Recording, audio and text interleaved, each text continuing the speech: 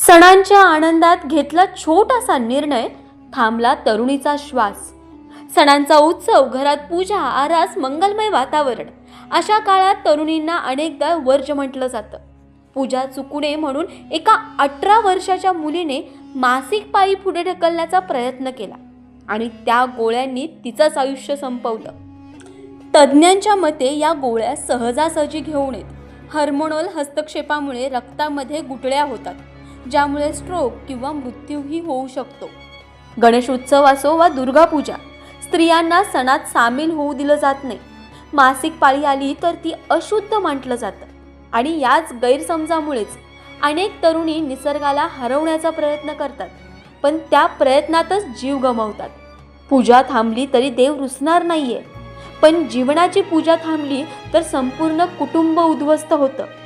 गणेश उत्सव, दुर्गा पूजा सणांमध्ये खऱ्या अर्थाने मातृशक्तीची आराधना केली जाते. मग त्याच मातृशक्तीच्या आरोग्याशी छेडछाड करून देव खुश होईल का? सण साजरे करा, पण निसर्गाशी तडजोड करून नव्हे. मासिक पाळी ही अपवित्र नव्हे, तर निसर्गाची पवित्र देणगी आहे.